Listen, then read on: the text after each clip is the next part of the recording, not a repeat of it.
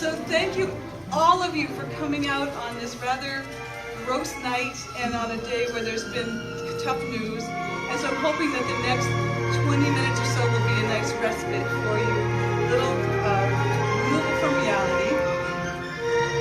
And I'm here to talk to you about my first novel and how a dream came true. And they say that everyone has a story in them. And I've had so many people tell me, oh, I've always wanted to write a children's book, write a thriller, write a memoir. And I'm here to say it is possible.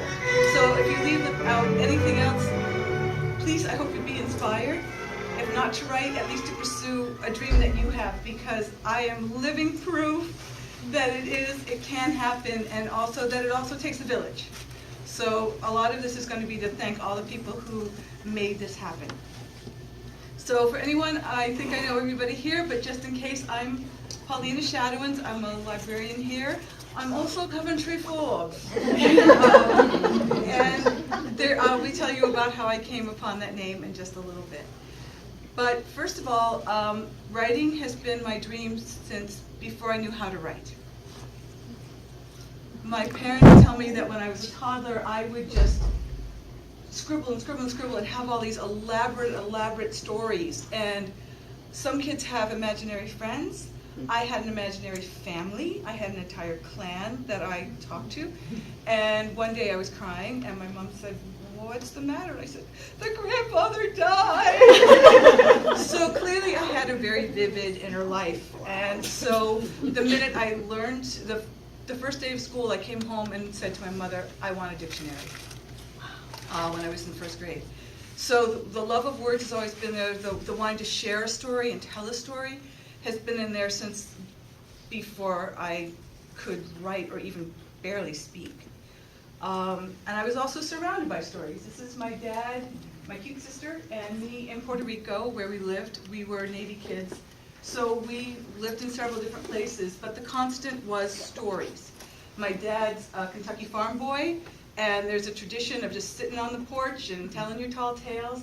My mom is a farm girl, and from New England, so her stories were not so tall, but still very vivid. You know, horses running away in the middle of a storm and dragging my grandfather after them when he was 11, and my grandfather getting his tonsils taken out on the kitchen table. So lots of drama in what you would think would be a quiet farm life. And as we moved around, the stories were sort of glue for us. And so that increased my love of stories too. And so I had written hundreds and hundreds of pages by the time I was 20. Everything, short stories, song lyrics, novels, screenplays, you name it, I was trying to write it. And then on my 20th birthday, our house was struck by lightning and it burned to the ground. And thankfully, thank you God, we escaped unscathed, but my writing didn't. So everything I'd written from my very earliest memories till then were destroyed. And that's when one of my dear friends from high school did one of the loveliest, most thoughtful things that's ever happened to me. She heard about the fire the next morning. She drove to my grandparents' house where we were staying, and she gave me a drawing sketch pad because I love to draw. She gave me a journal so I could write. And she gave me a book written by my favorite illustrator to inspire me and to encourage me to go on. So I started writing away again with the help of cats. So having that journal to get through that traumatic time of losing, having it literally go up in front of us, and you've seen the pictures of Notre Dame, so we had a tiny, tiny little microcosm of that, but it just went up that fast. So being able to use it both as a way to channel everything that had happened and also to get away from it, to start writing stories again that just brought me out of my reality as we were sort of bouncing from house to house until we got accommodations. And so fast forward many years later, and I was in grad school.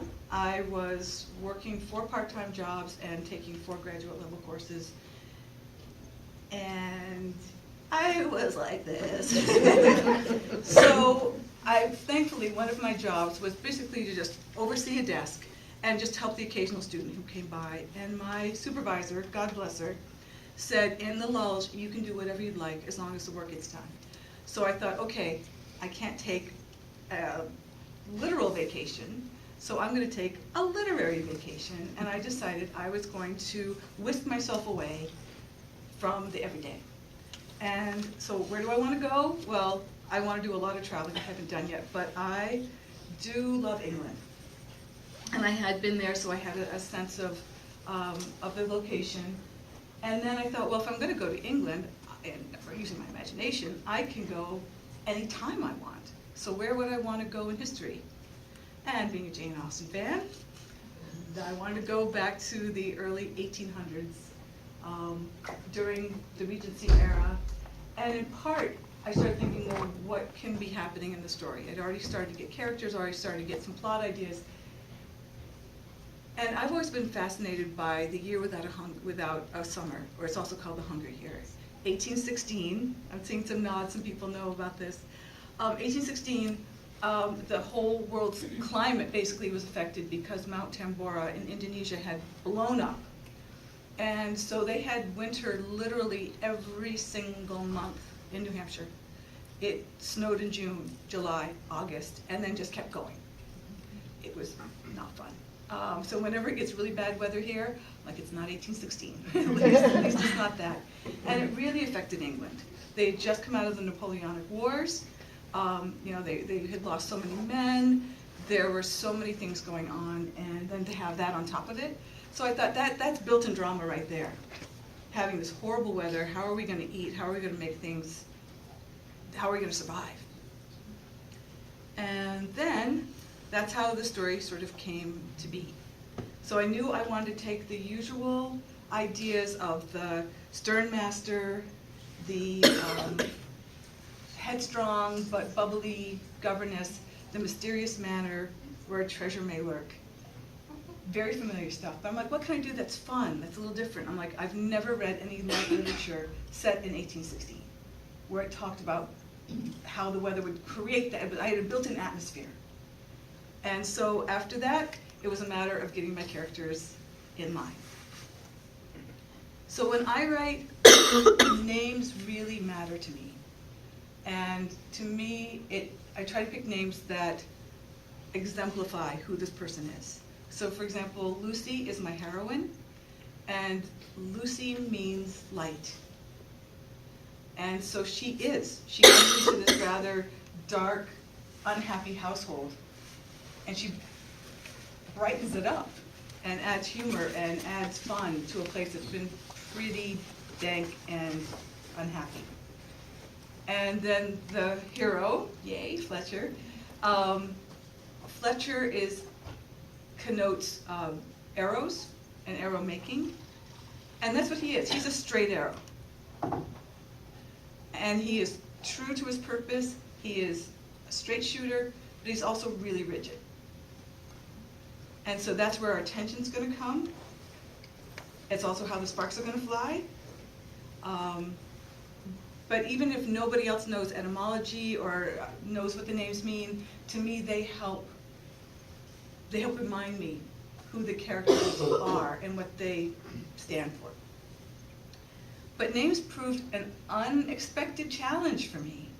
And the first one was actually the title and the name of the manor. Right from the very beginning, and I started this almost a decade ago, and I've been working on different projects as well, but this one always called me back. So I knew I wanted to have it called Edenfleet.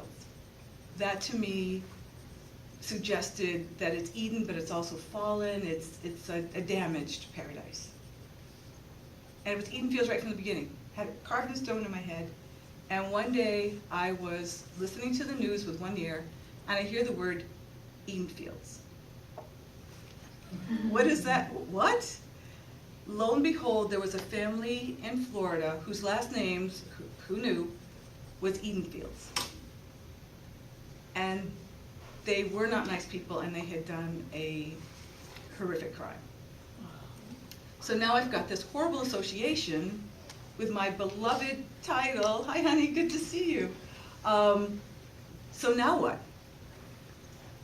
And because names are so important to me, it had to be just right.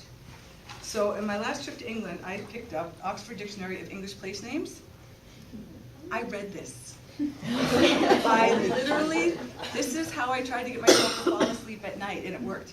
I went through every single English place name trying to, I knew I wanted Eden as a prefix, but I tried Eden Mead, Eden Lee, Eden Mere, Eden, you name it, Eden Burger Joint. I tried it. It didn't work. It just wasn't connecting for me. And then I came across the word fleet, and I'd seen that in other titles, and I found out that it means stream in Old Saxon, in Anglo-Saxon. And there is a pivotal scene in my story where the characters have an important sort of discussion and realization about each other by a stream. And I thought, okay, Edenfleet.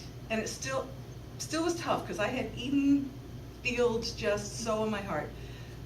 But after a while, it has really become the right name. But not until I finish this. And then there's a secondary but important character named Lance Hastings. And he was Lance from the beginning, because he's sort of the dreamy, knight in shining armor guy, and he was going to be Hastings, because that to me, you know, everyone did Battle of Hastings, 1066, it goes back so far, it suggested to me ancient lineage and, you know, sort of nobility and aristocracy. And once again, I was listening to an episode of Castle with half an ear, and I hear the word, you guessed it, the name. One of the characters that they had brought in was named Lance Hastings. And he was an awful person. Grr, yes, you know. I was guessing. And so, great. I mean, Castle was so popular at the time. I'm like, millions of people have seen this, so now they're going to think I took the name. So what to name Lance? So I knew he was going to stay Lance, but I thrashed through so many last names, I mean a ridiculous amount of time, and finally decided on Hamilton. One, because the musical was such a smash, so it had that sort of positive connotation, and partly because there's a very brief mention of Lance having just come from Scotland, and Hamilton, it does have Scottish roots. So that worked itself out, but I went through Hollingsworth and a whole bunch of others that just weren't right. And I think no matter what you love to do, there are times when you're sewing and you know it just doesn't, the seam doesn't feel right. You know, you're knitting and it just, know you've lost your tension, or you love to play tennis and you just know your swing is off. And that's how I feel when the names are right and wrong, they just click, I just know it. So those were some struggles. People have been asking me about Coventry Forbes. Yes, you have to say it through your teeth. And that came about because I knew early on I wanted to write fun novels. And I thought, well, if I'm going to have fun novels, I may as well have fun with my name. And I love my last name, it's Shadowens, but it's very intimidating for people to see. They don't know what to do with it. I've been called Shadonkers, Shadtoes, Shadwees. So I thought, what's something that everyone knows, but it's not a typical name? And so a friend of mine was going to a wedding in Coventry, Connecticut, and I went, Coventry, that's quite beautiful. I would love to use that as a pseudonym, but what to put with it? And I happened to be working at Dartmouth College, and I was putting away magazines, and I put away, you guessed it, Forbes magazine, and the rest is history. Here you are. So that's the whole naming thing, and then we get into description. And for anyone out there who wants to write, who has their story that they're really aching to tell, and I hope you tell it, description's really tough. As even Stephen King says, and now I'm going to look really writerly, good description is a learned skill. It's not just a question of how to, it's a question of how much to.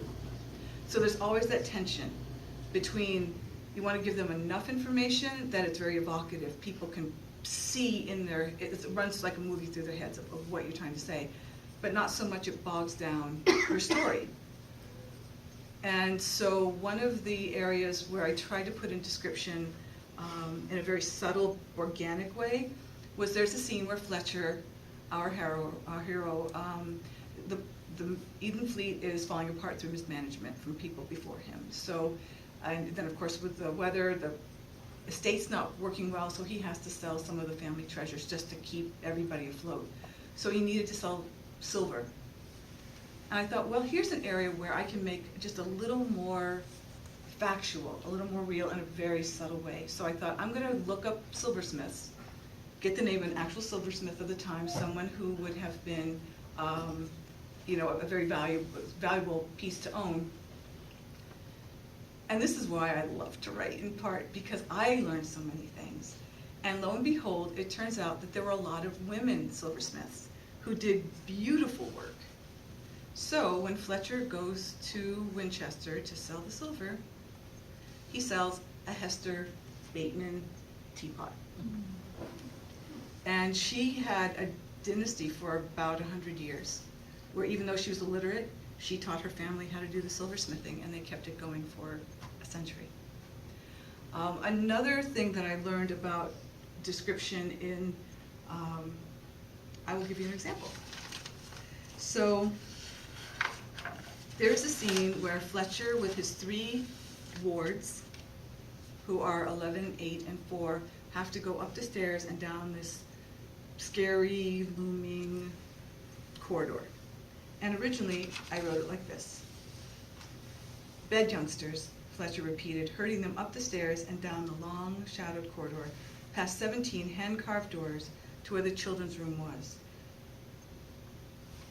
And, yeah, it was functional. But it didn't capture, if anyone's ever seen Meet Me in St. Louis, there's a scene at Halloween where all the children are out, and it really, you see it from the children's point of view. It's just really spooky and eerie. I thought, well, how can I make that a little bit more real to my readers? So when I rewrote it, I changed it to this. Bed youngsters, Fletcher repeated, now. He is, after all, a former sea captain. He herded them up the curving staircase and down the corridor, so shadow-fraught and black cat worthy, it seemed eternally All Hallows Eve. So, again, I'm hoping that what I did is made it more vivid without overwriting, because you don't want to bog people in the details. You just want to give them just enough that they're there. And also, you know, to use some of the words that would have been appropriate for the time, like All Hallows Eve. So just little bits like this, but that's how you put muscle into your writing. And then other times I really pared down. So I had a scene in which the youngest child has a bad accident, and they're dealing with him maybe he may be dying. They don't know what his situation is. And so Lucy is talking to him about it and how bad are his injuries. And Fletcher ran a begrimed hand over his jaw. I can't tell. I've seen my share of sailors who've fallen from rigging, but there's no sure way to determine internal damage. Robin's pulse is good. He's responding well to light and to touch. He has a lump the size of a doorknob on the back of his head, but God willing, that will be the worst his brain suffered.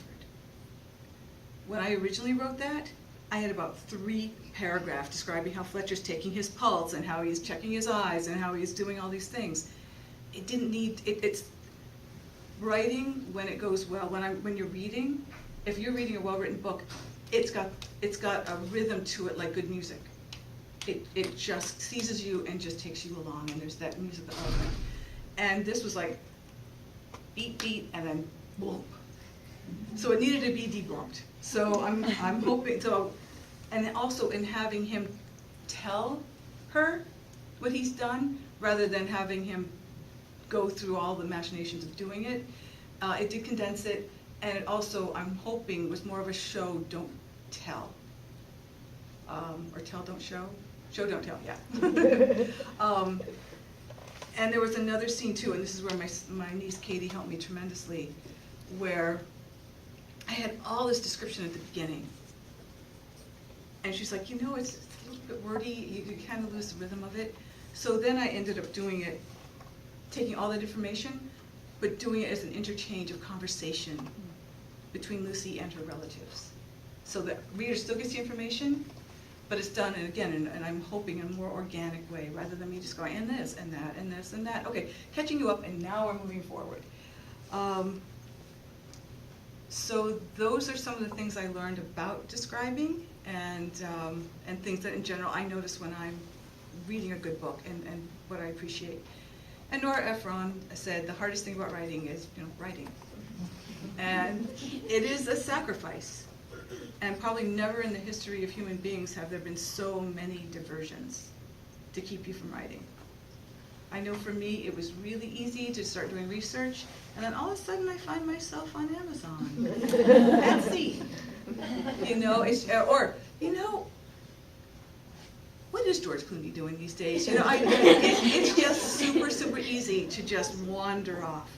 And there were lots of times where I had to stick myself into the chair rather than the ease of reading, watching a movie. And there are challenges. So, for example, writer's block. I, like I say, have been working on this off and on for years, and there are some chapters that literally read chapter bleep, bleep, bleep, bleep, bling, bong, bling, bong, bling, because I just couldn't get where I wanted to go with it. I would be so frustrated. And then that's when all the horrible critics come into your head. You don't have any talent, this is a cliched plot, no one needs another lightweight book, It's amazing how foul those critics can be.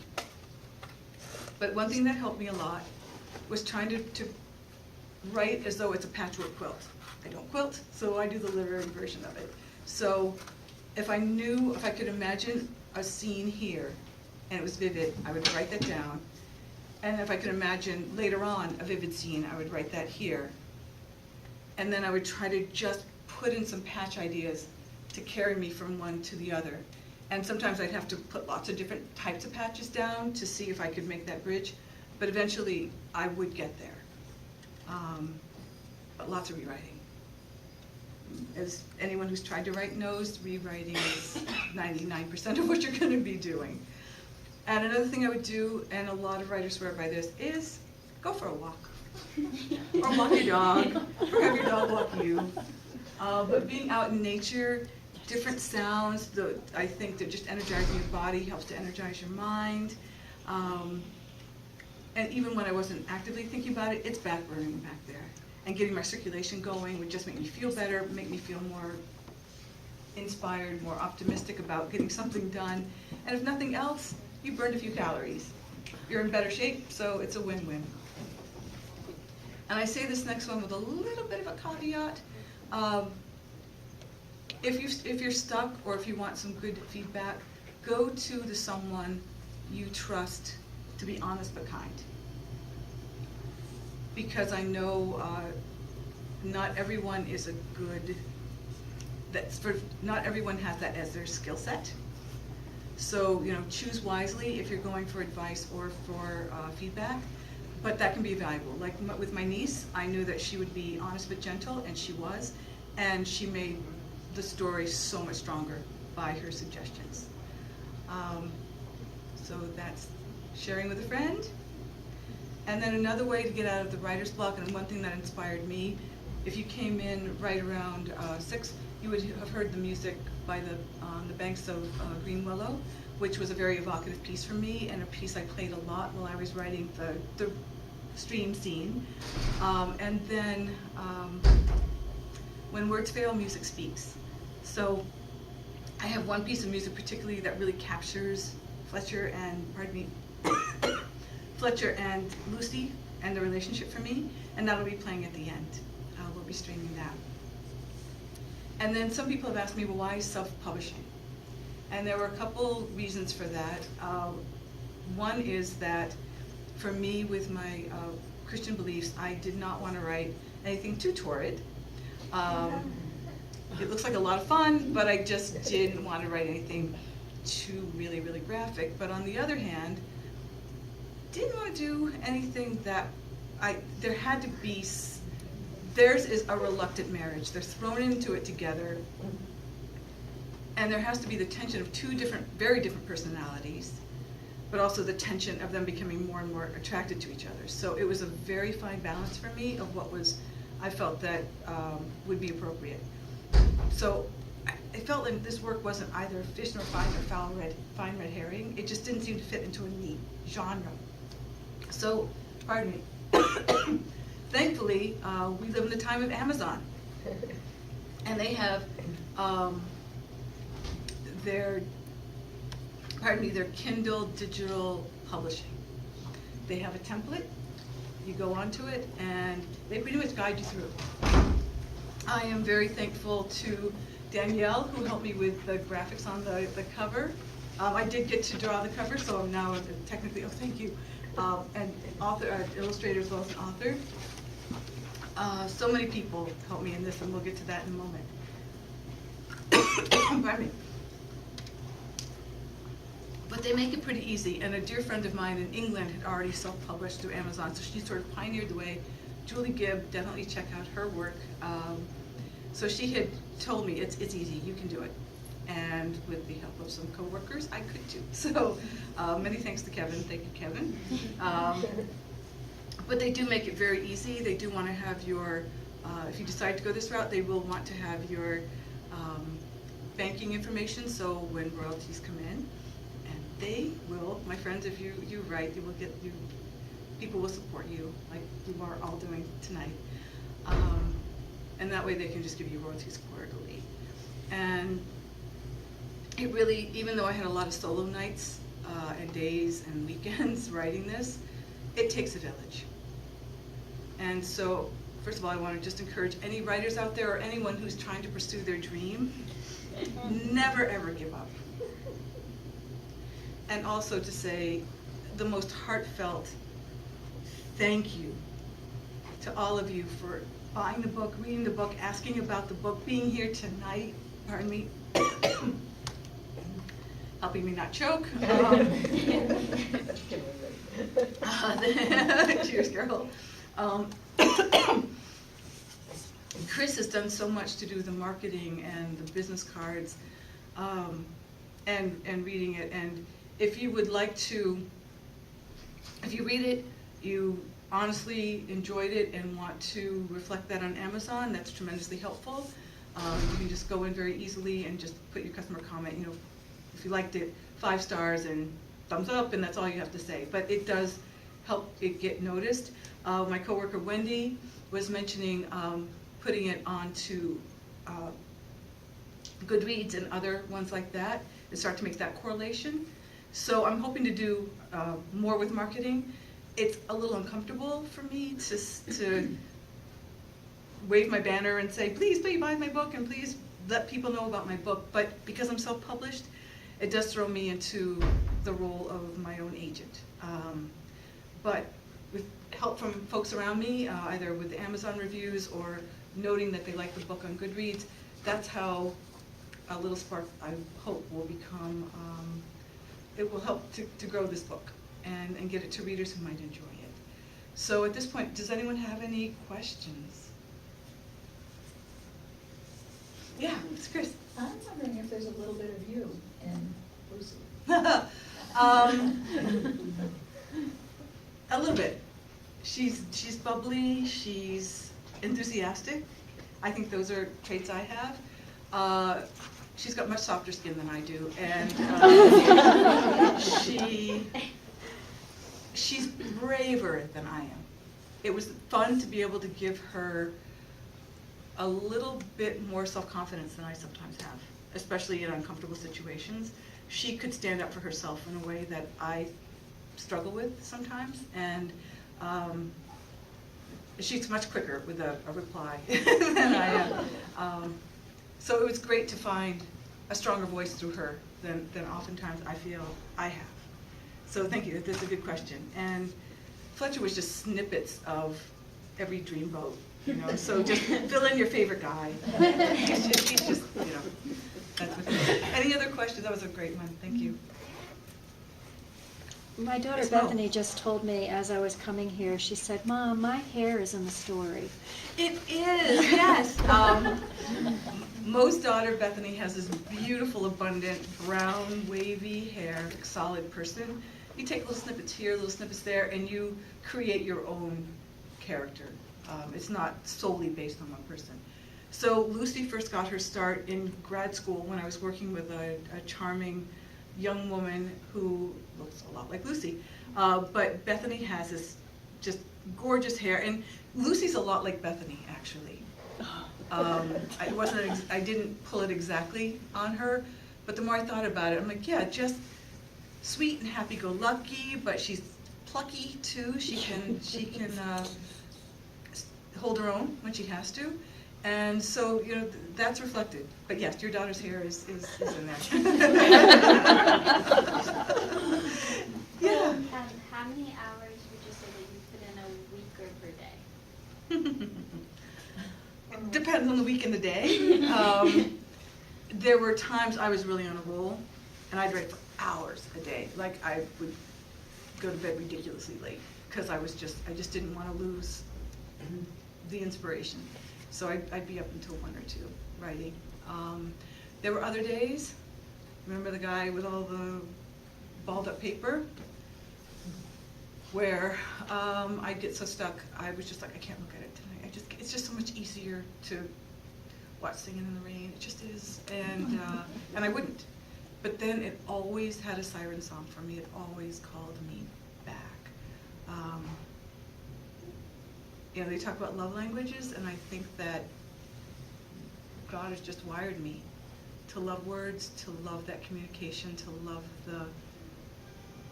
the difficulties and the challenges and the fun of writing stories. And so I couldn't not do it, even though it wasn't always the easiest thing to do, or it was the most grueling fun I've ever had. Hey, Carol. So what's the next one?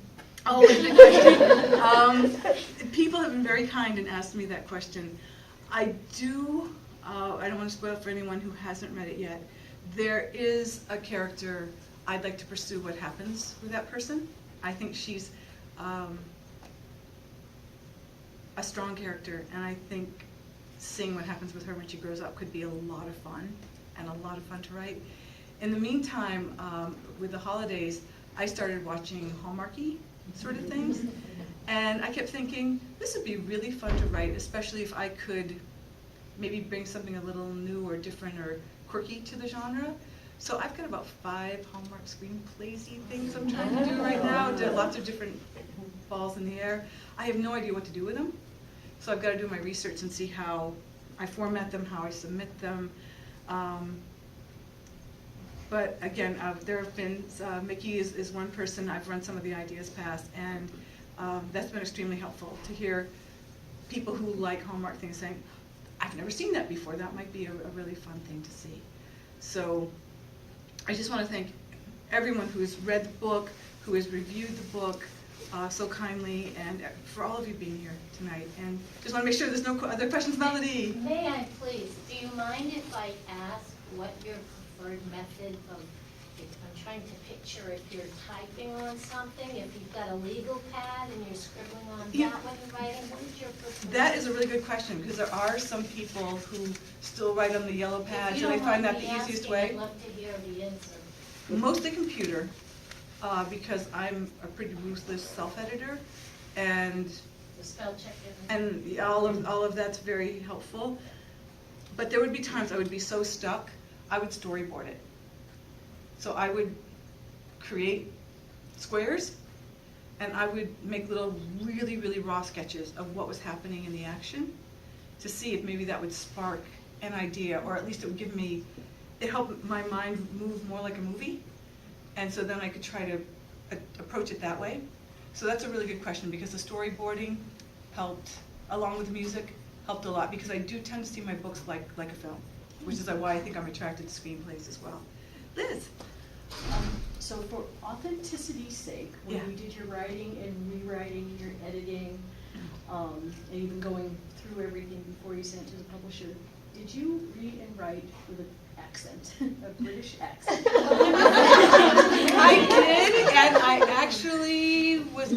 to do some tonight, and I thought, oh, don't spoil it. But yes, yeah. And if you think of the prettiest English accent you've ever heard, that would be Lucy. And the most manly, fetching British accent you ever had, that would be Fletcher. Yeah. So that's a really good question. But yes, I did try to hear that. Like I say, it's very much like movies in my head. So I did try to keep that sense. And even to Lucy's singing, I knew how I wanted it to sound, but I couldn't find the exact match to the voice in my head. And then one day I was on Amazon, because I was dodging my work and working on this, and just all of a sudden it was playing a bunch of different pieces, and I thought, that's her voice. That's her voice. And part of me wants to tell you who it is. It's an obscure indie singer. Part of me doesn't, because I want her voice to be real in your head. And that's one of the things that, as readers, you get to do. You get to decide what you think is a beautiful voice. But yeah, once I heard it, I'm like, okay, now that helps me describe her better.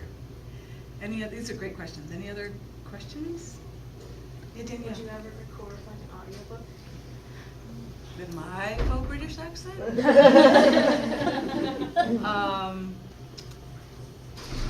I'd love to read out loud. And that's one of why I think Wendy can appreciate this too, as a wonderful storytime person, and Joan has done it too, and I know very, very well. And just having the fun of using your voice to make words exciting and to really get people enthralled in a scene. So part of me would really love to read books out loud, and I know I can hear myself just enough that I know when I'm reading at weddings and things. My voice does take on a slightly British accent just on its own. It's a little strange. And I enjoy it. But to actually make it official and professional, I never did. Go. But it would be an interesting challenge. I think it might be a fun challenge if I could just get better at accents. I'm okay, but I'm not confident on them. I would definitely need to take acting lessons. Great questions. Anybody else? Chris? Is the cover your drawing? The cover is my drawing. So this fulfilled a wish to not only be an author but an illustrator. Because like I say, when the fire happened, it also destroyed dozens of sketchbooks. And I had thought about being actually an illustrator when I went to college, or an art historian, or an English major, which I became, or a historian, or I had a lot of things I was interested in. And so Trina Shard-Hyman, who is an award-winning illustrator, no longer with us, alas, did spectacularly beautiful, detailed things. And because she lived near where I lived, she had seen my work, she encouraged my work. And when I was in high school, and then the years passed, and I was thinking that maybe I would go back to to art school. The English major thing wasn't getting me very far, very fast. And she wrote back and she said, my dear Paulina, no, I won't write your recommendation to the Boston Museum School of Art, because I think your talent is more with words than with pictures. I'm still getting over that one. And I'm not, I think she was right in terms of it's the one thing I turn to first. If I had to choose between drawing and writing, it's going to be writing. And my drawing is actually disintegrated since I haven't done it as much. I look at work that I did when I was 18, 20, it was much stronger than what I do now. It was better, because I've let it go. But I still have always, but the irony is I saw her before she passed away, and she had seen some more, I had shown her an idea for a children's story, and I'd done my own illustrations. And she said, the story was really cute, I think it was a great story, and she said, but whoever did the illustrations, they did a nice job. So that kind of made me feel better, like a little bit again, but it still left me feeling pretty shaky about my art skills. And I did let them go, and that made them even shakier. But I can now say I am officially a published illustrator as well as an author, so that is 2 dreams for the price of 1. And it gave me, I still look at it sometimes and go, oh, it looks a little house on the prairie. But people seem to like it, and I'm grateful, and it helped me be more courageous than I typically am putting myself out there. Because it's scary, putting this thing out there. I was telling Daryl, I haven't looked in it since I published it. I just didn't want to know that if it wasn't any good, that I was just going to be blissfully ignorant. But yeah, so that helped a dream come true. And also made me think, okay, if people are receptive to this, I want to go back to drawing. I'd like to take some actual courses. I'm pretty much self-taught, and take that a little bit more seriously. But keep up with the writing. Yeah, absolutely. Oh. I just loved all those old words, those archaic ancient words. How did you find them? How did you know that there would be a perfect word from the 1600s that would be perfect for this situation or whatever? How? I'm a word nerd. I love the sounds of words. To me, they're a type of music. And I tend to absorb funky, unusual words.